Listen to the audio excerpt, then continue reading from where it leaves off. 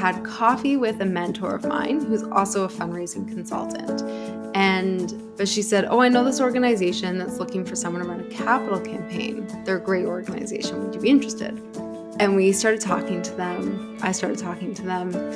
And we started talking about what the position might look like and their budget. It was quite a bit less than what I was making. 2 young kids. That doesn't work for me. But Lori, my mentor, and I were talking, and I said, what if I did it as a consultant? And what if I could ask for working from home? Because as a consultant, you work from wherever. You choose your own hours. What would that look like? And do I have the audacity to ask for that? Because up until that point in my career, we're always cap in hand asking for jobs, right? Oh, please hire me. We run through or jump through hoops trying to get the jobs. Never had I been in a position where I could be let me create this opportunity. So we did. I did some research and I asked them, I said, okay, your budget's 100 as an employee, but typically the costs of benefits and taxes and all that is almost 25%. So I said, $125,000 a year, 3 days a week as a consultant. And they said yes. Welcome to the Abundant Vision Fundraising Podcast. Whether you are a seasoned professional or a first-time fundraiser, we have the advice you need to take your next step toward major gift mastery. I'm your host, Tom Dauber, President of Abundant Vision Philanthropic Consulting. Last week, we learned all about fractional fundraising from Cindy Wagner. This week, she's sharing with us how she became a fractional fundraiser and how she's now helping fundraisers and nonprofits around the world adopt this exciting model. Let's jump back into the discussion. Tell us a little bit about your network and other resources that you have for fundraisers who want to pursue this type of work. Mm-hmm. So what I discovered is there's a win-win-win model in when I mentioned before, I was trying to figure out how to grow my business. And instead of bringing people in-house, it was actually better for them to be self-employed. And what I mean is I didn't have to cover my overhead or anything like that. They could earn more off the bat working directly with the organizations. It allowed me to scale my business with less risk. They pay me a training fee, and we could help more organizations. So I created this network, and I have an academy where I train fundraisers. They have to be experienced fundraising generalists. That's the criteria. They have to apply. Not anyone can join. But they come so they can enroll in my program. And I teach them the business side of things. So I teach them step by step, all the things to set up and run and get fully booked as a fractional fundraiser. How many clients you need, what to charge, sample contracts, how to do discovery calls, sales calls, presenting to boards, doing everything I've stress tested over the years and teach that. So that's the academy piece.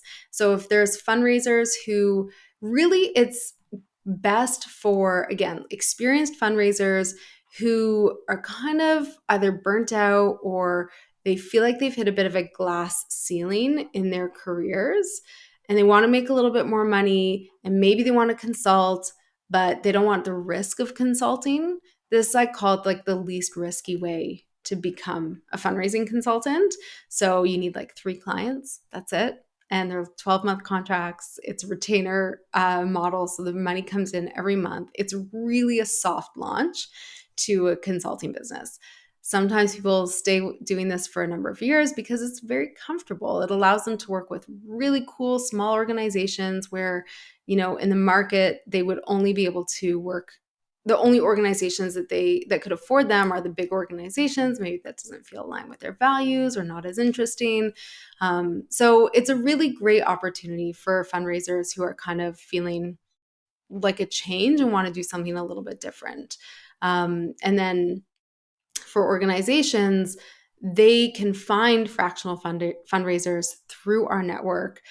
So we have certified fractional fundraisers, and they're all listed. Anyone who wants to be from our network, who wants to be listed on our website, they are. So organizations can come and look through and just, reach out to some of them or fill out an intake form in my website, and I will personally match the organization with one of our fractional fundraisers who has capacity to do the work. So it's kind of like a little hub for both sides of the equation. So if I'm thinking about doing this, probably the first, and I hear you say this is a soft landing for people entering into the consulting world. I think the anxiety point for a lot of people is, well, how long is it going to take me to find enough work to justify, leaving the job I have? I mean, I realize you've got some secret sauce going on here, but on average, like when you're looking at your people, how long does it take them to get fully booked? So it depends, obviously, but I can tell you a couple things. So a lot of people come in still working full time, and they'll get their first client and work full time and a half, or like full time plus one client. And that's great because it's stable and you're making quite a bit more income. So you can save a lot more and stuff like that. And then they'll leave their job when they get their second client, which usually replaces, by that time, is replacing their full-time salary. And then the third client, if they want one, is gravy. I would say on average, people find their first client within 2 to 4 months of joining our program.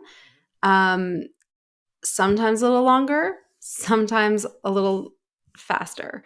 But that's generally speaking. And then the second client comes quite a bit faster because all the work that they're doing in terms of networking and business development, that's a slow build, but once it happens, it's a lot faster to keep that momentum. So, yeah. Gotcha.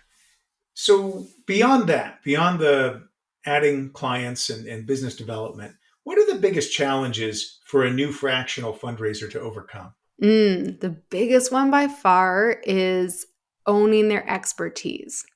So what happens is when we get working in organizations and they're like, oh, you're actually doing the work and I don't have to think about it, that they're like, well, what about this? Or can you do this?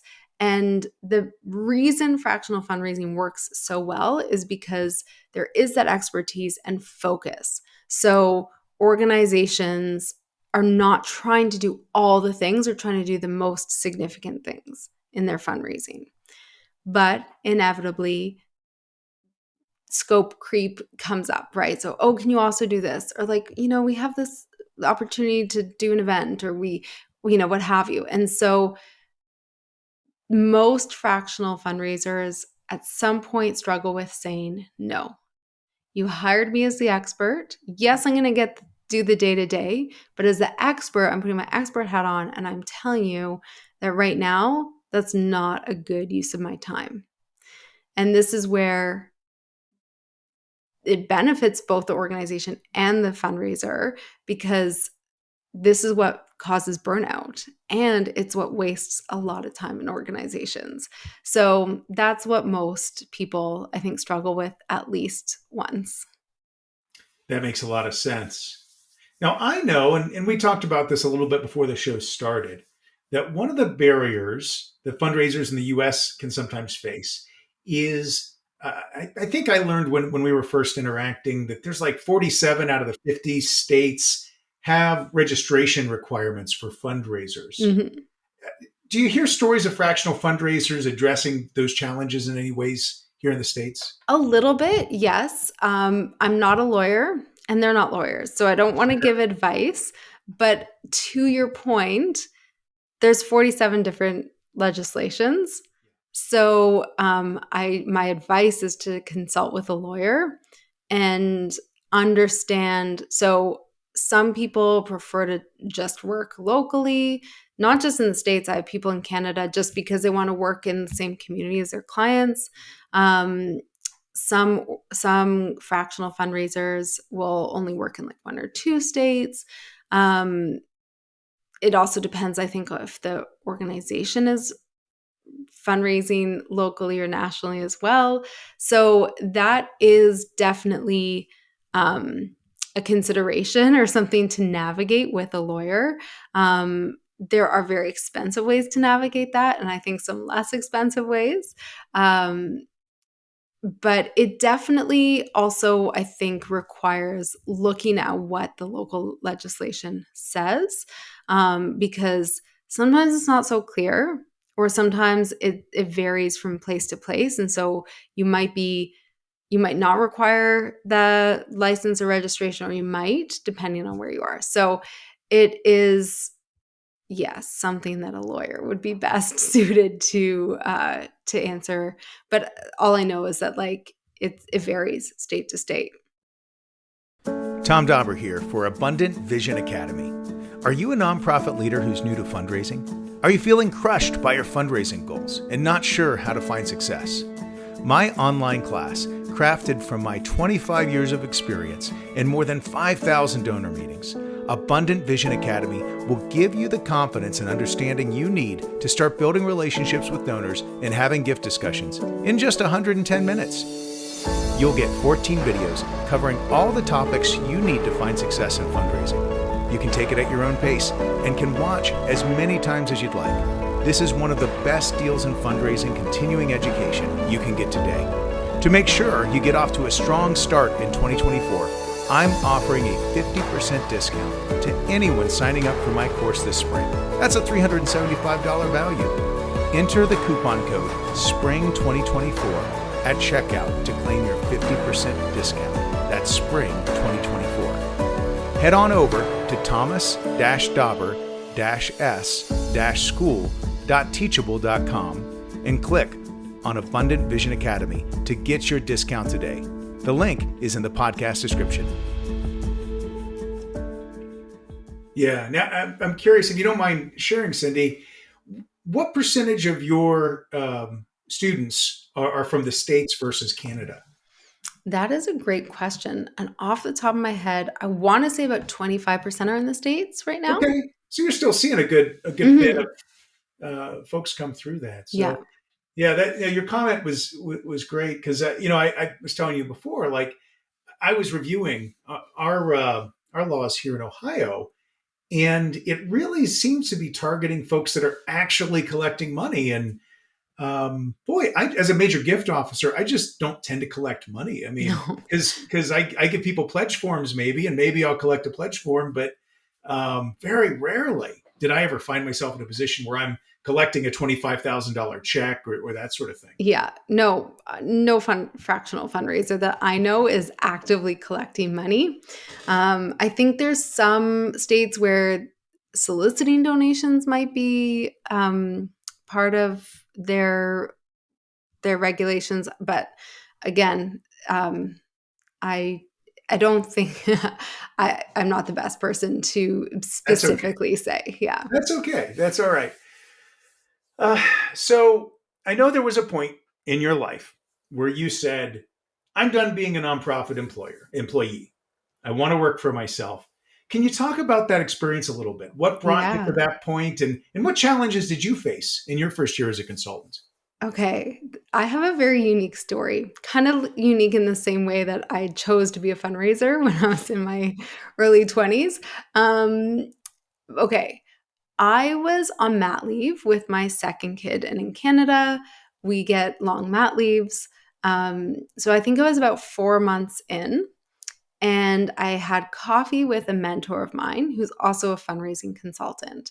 And I wasn't really looking for a new job, but she said, "Oh, I know this organization that's looking for someone to run a capital campaign. They're a great organization. Would you be interested?" I said, "I'm not really looking, but tell me more, just out of curiosity." So she told me it's a really cool organization. It's a documentary film festival and cinema. And I was like, "Oh, that's really cool." And we started talking to them. I started talking to them. And we started talking about what the position might look like and their budget. And it was quite a bit less than what I was making. I talk about this on stages, so I can tell you the numbers. I think I was earning about 112,000 at my full-time job, and I think their budget was about 100,000. I was like, yeah, 2 young kids, that doesn't work for me. But Lori, my mentor, and I were talking, and we said, well, what if I did it as a consultant? And what if I could ask for working from home? Because as a consultant, you work from, wherever, you choose your own hours. What would that look like? And like, do I have the audacity to ask for that? Because up until that point in my career, we're always like cap in hand asking for jobs, right? Oh, please hire me. We run through or jump through hoops trying to get the jobs. Never had I been in a position where I could be like, let me create this opportunity. So we did. I did some research. I consulted with Lori, my mentor, and I asked them, I said, okay, your budget's 100 as an employee, but typically the costs of benefits and taxes and all that is almost 25%. So I said, like 125,000 a year, 3 days a week as a consultant. And they said yes. And it was a 2-year contract. So I started consulting with a lot of stability, which I needed at the time because, as I said, I had like a 3-year-old and a 4-month-old. I ended up starting, I think my son was closer to 7 or 8 months when I started my contract. But, I wasn't about to leave a very stable job for much less than that. So that's how I started. And I took a few months just working 3 days a week, and it was great. And then I am ambitious, and I was like, okay, I'm building a business. And so in the end, that contract extended and then wound down very slowly over a couple of years. So it in total lasted 5 years. And during that time, I built my team. We found more contracts. We refined our offerings and all of that good stuff. So, yeah. That's a great story. That's wonderful. So if you could go back and talk to that younger version of yourself when you were just starting out as a consultant, what advice would you have for her?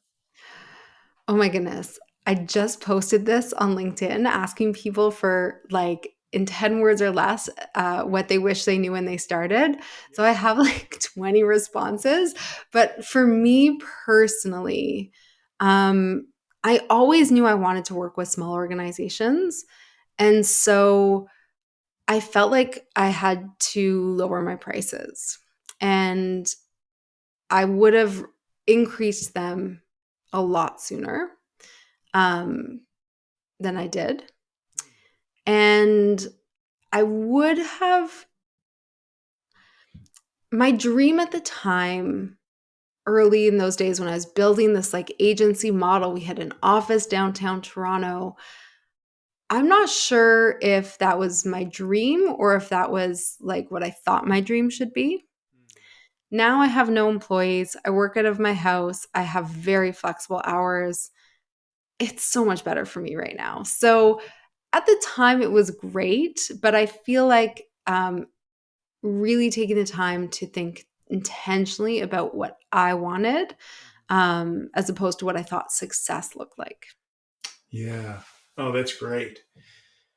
Now, my goal for every episode is that my listeners would get at least one bit of valuable advice that would help them become better fundraisers. And given your experiences and your many interactions with nonprofit leaders, executive directors, what would you say is the number one thing that fundraisers should stop doing? And what would be the number one thing they should start doing? Easy. I love this question. Stop making assumptions about people's capacity. Almost 100% of the time, I've seen fundraisers and volunteers and board members and other staff be so off with people's capacity.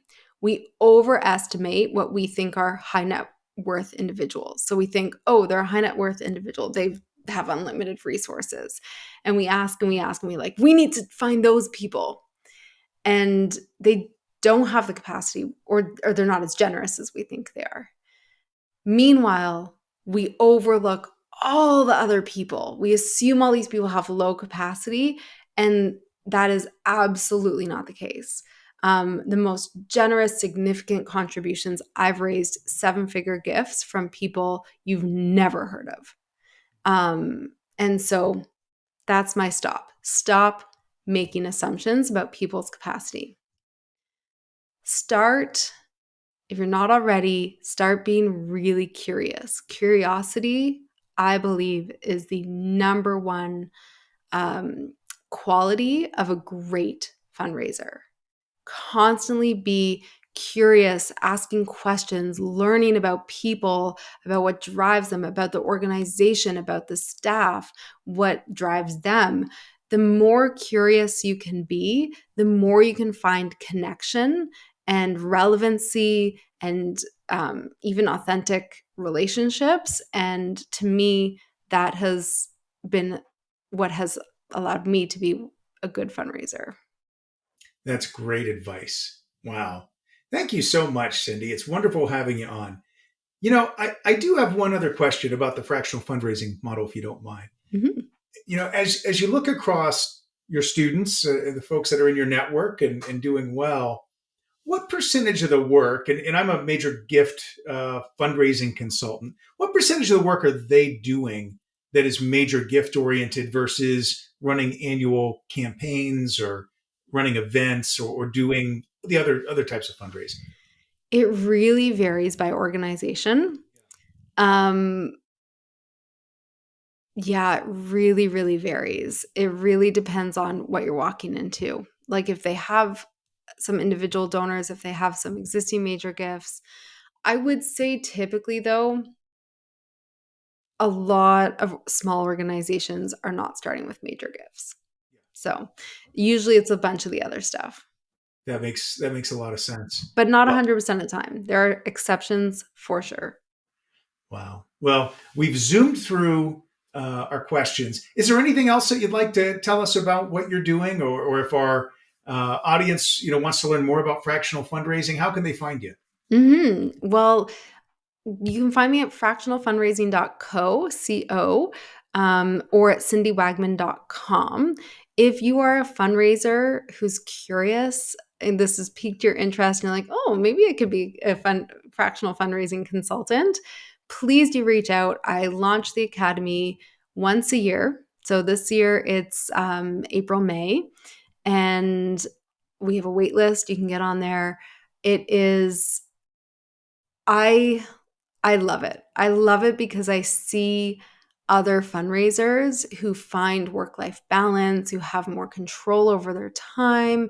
And so I am an evangelist. I will talk about this till the cows come home because I think it's great. And I think the academy has a unique role or service in that it helps people figure things out really quickly. Can you do it on your own? Sure, I did, right? That's how I started. But you can learn from all of my lessons. If you're an organization, fractional executives, whether they're fundraisers or other types of executives, CMO, CFO, HR, it's such a gift to our sector that I think is really struggling right now in terms of staffing. So there are more creative ways that you can fill those functions in your organization with your tight budget and access high levels of expertise. So I encourage people to just think outside the box.